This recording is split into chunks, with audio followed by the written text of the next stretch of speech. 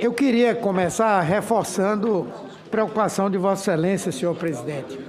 Eu disse a semana passada que entre março do ano passado e março desse ano foram vendidos 52 milhões de comprimidos desse chamado kit tratamento precoce só nas farmácias privadas do Brasil. É muito importante essa investigação porque, com toda certeza, tem gente que ganhou dinheiro, e muito dinheiro, com essa história de tratamento precoce e por aí vai. Bom, mas eu queria me dirigir ao ministro dizendo que quando o Congresso Nacional convoca um ministro ou integrante do governo, convoca alguém que vem falar pelo governo.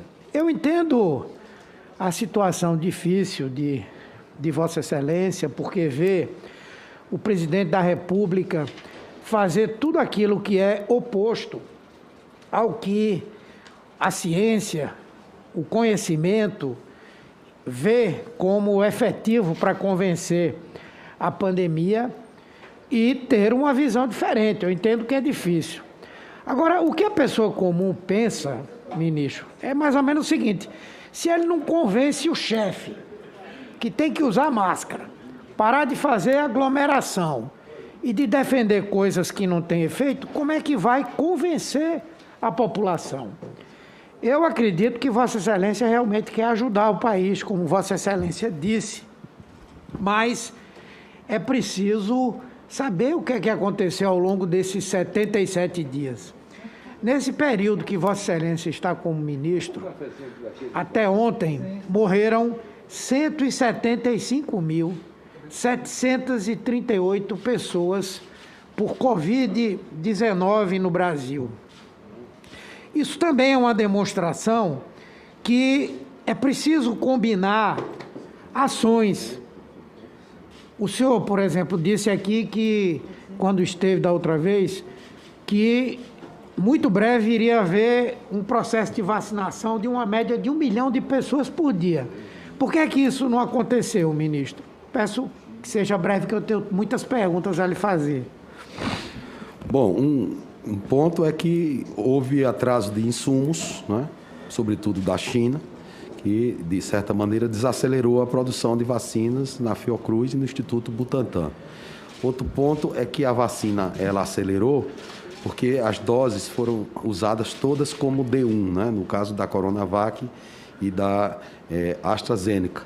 E quando chegou a oportunidade da D2, houve uma diminuição dos insumos e isso levou a um certo retardo da vacinação. Outro ponto foi a questão do grupo das comorbidades. Então, esse grupo das comorbidades não teve a mesma velocidade que nós tínhamos antes, tanto é que o PNI resolveu fazer uma mescla, né, comorbidades e por faixa etária. Então, dessa forma... na verdade, a principal razão é mesmo a falta da vacina, né? Onde entra questão dos insumos. A responsabilidade total do governo federal.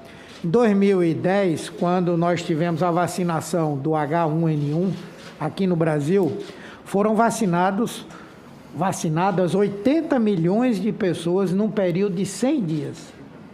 De 100 dias. É evidente, então, que nós temos um problema grave, que é exatamente a falta de vacina, pelas razões que nós sabemos. Eu queria perguntar a Vossa Excelência disse que despacha eventualmente com o presidente da República. O que é essa frequência? Existe um gabinete de crise, ministério, presidente? O senhor é recebido quantas vezes por semana, já que nós estamos numa crise gravíssima? Quinzenalmente há uma reunião com o gabinete de crise, no qual participa o presidente do Senado Federal, o presidente da Câmara dos Deputados. E com o presidente diretamente? Diretamente com o presidente, despacho sempre com ele, pelo menos uma vez por semana eu estou com o presidente, especificamente para tratar sobre saúde, ou em reuniões do Ministério, que acontece com certa frequência. É muito pouco, presidente. Ministro, na verdade nós deveríamos ter... Era um gabinete de crise que o presidente da República tomasse conhecimento de tudo diariamente e tivesse uma participação plena. O problema de Vossa Excelência é o mesmo dos outros ministros que tentaram fazer um trabalho, exceto o ministro Pazuello. É que Vossa Excelência preconiza uma coisa e o presidente preconiza outra. Enquanto Vossa Excelência está querendo defender um enfrentamento com base no que todas as autoridades sanitárias dizem, o presidente da República insiste na sua tese da imunidade de rebanho, faz aglomerações, como foram mostradas aqui, defende tratamentos ineficazes e, com isso, o problema vai se agravando. E agora que nós estamos diante da iminência, pelo que se diz, de uma terceira onda. Na avaliação do Ministério, nós vamos ou não ter uma terceira onda? Qual é a avaliação, o balizamento que Vossa Excelência faz? Senador, até bem pouco tempo, os estados, os municípios, eles tinham uma restrição maior do movimento da população, estavam fechados, né? Houve uma abertura. Então, com essa abertura, há uma tendência de novos casos e isso faz com que haja um aumento dos óbitos. Outro ponto é a estação climática que vivemos, onde há uma tendência a maior circulação do vírus. Então, para mim, ainda não está caracterizada uma terceira onda. Eu acho que estamos ainda nessa segunda onda em um platô elevado de casos. E a minha esperança para conter isso é a vacina. Então, a situação é grave, não é? Situação sempre de muito cuidado, né, senador? É uma situação grave. E pelo que dizem os epidemiologistas, infectologistas, nós estamos entrando realmente numa terceira onda, né? E foi justamente no momento que nós estamos começando uma terceira onda que o governo decidiu, e eu queria saber a opinião de Vossa Excelência, porque foi dito que chegou a haver uma reunião ministerial para decidir isso, e certamente teriam sido ouvidos os ministros, que o Brasil se decide a patrocinar essa Copa América.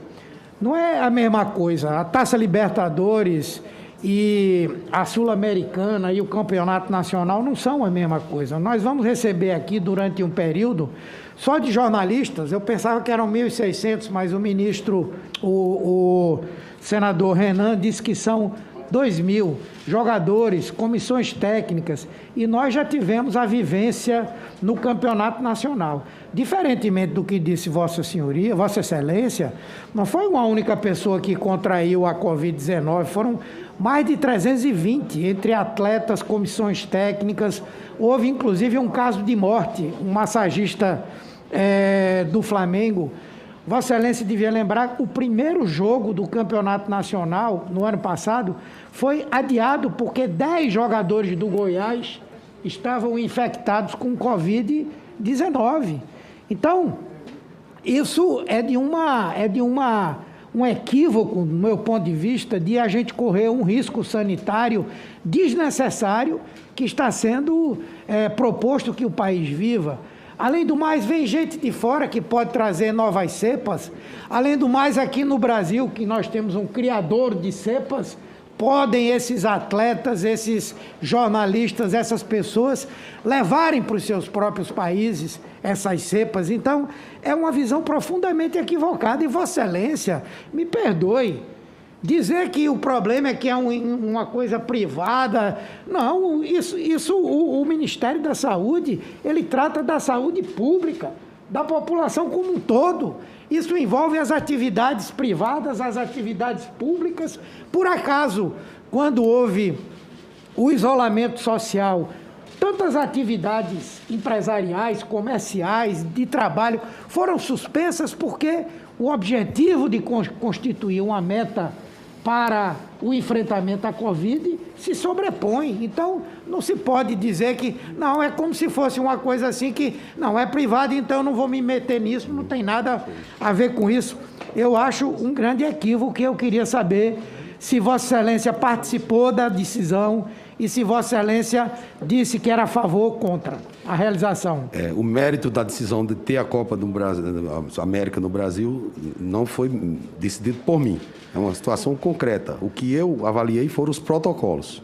Certo. E os protocolos são os protocolos seguros. O que eu posso deduzir é que numa questão gravíssima, extremamente séria para a saúde pública, o Ministério da Saúde não teve o poder de aprovar ou de vetar. O que Vossa Excelência fez foi pedir um estudo para ver a melhor maneira de se fazer, mas Vossa Excelência não teve o poder de tomar essa decisão. Essa decisão não compete ao ministro da Saúde. Não, compete sim, claro que compete. Não, senador. No meio de uma pandemia dessa, com 475 mil pessoas, Vossa Atividades Excelência... esportivas, os jogos estão acontecendo regularmente, senador. Vossa Excelência é o principal dirigente do SUS, do Ministério da Saúde. Não pode dizer que não tem nada a ver com isso.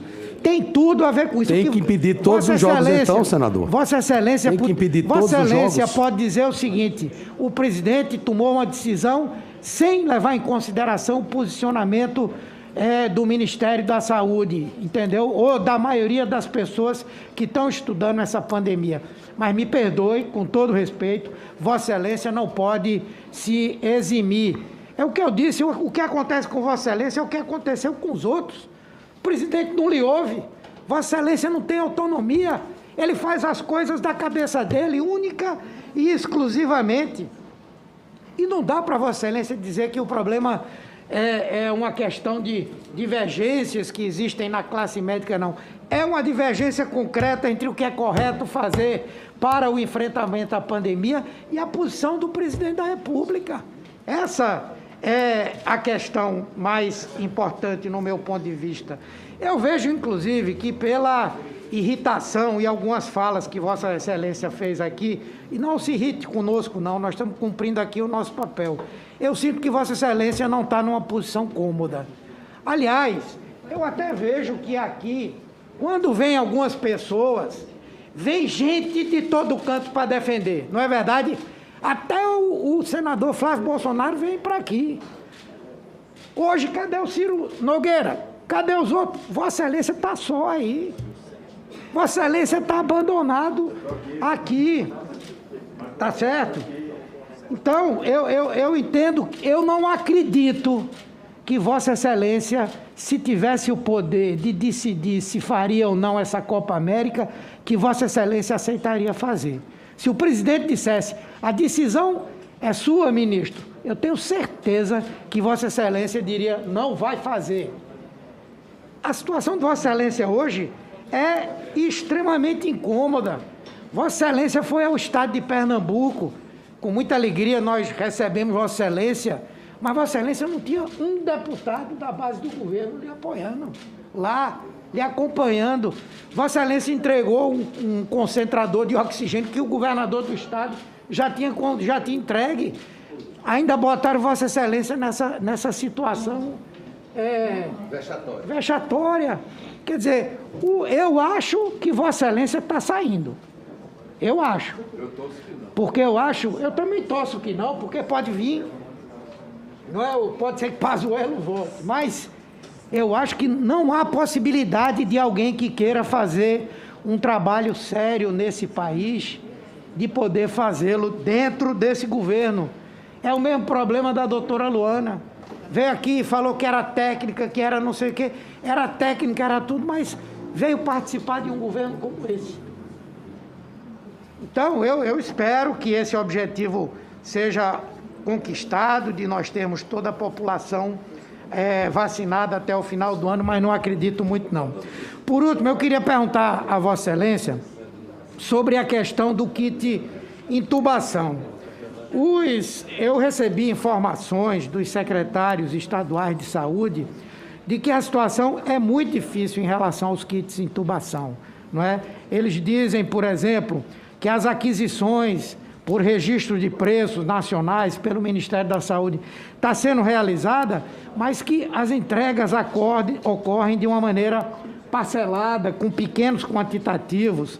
Então, por exemplo, medicamentos como atracúrio, cisatracúrio, rocurônio, que são agentes curarizantes, apresentam uma cobertura menor do que 10 dias em 25 estados.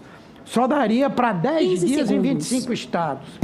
Os sedativos, Propofol, Midazolam, apresentam cobertura menor que 10 dias em 24 estados.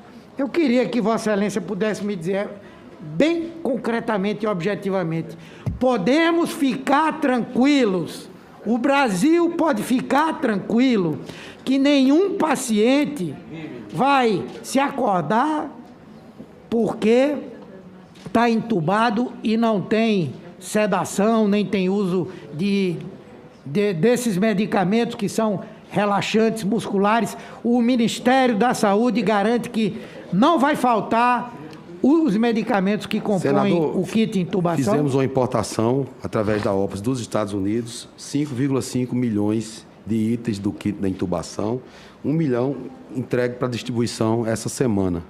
E para que tenhamos essa tranquilidade, vamos dobrar essa importação, mais 5,5 milhões está sendo providenciado. Afora o mercado nacional que produz. Eu tenho ouvido nas últimas 2 semanas, essa questão tinha diminuído fortemente, mas começou a pressão novamente no sistema de saúde, primeiro numa cidade do Rio Grande do Sul, agora no Mato Grosso do Sul, algumas na cidade do Rio de Janeiro, no interior de São Paulo. Já adquirimos esses 5,5 milhões e vamos adquirir mais 5,5 milhões nos Estados Unidos. Essa via está liberada, então o objetivo é não faltar. Agradeço, Excelência, e quero registrar aqui o compromisso que foi assumido pelo Ministério da Saúde de que a população brasileira não se preocupe. Ninguém vai ver um ente querido dentro de um hospital, entubado numa UTI e acordar ou ter que ser amarrado porque falta medicação. Isso é muito bom ter essa promessa aqui. Muito obrigado, senhor presidente. Obrigado. Senador Otto Alencar, depois o senador Tasso, remoto.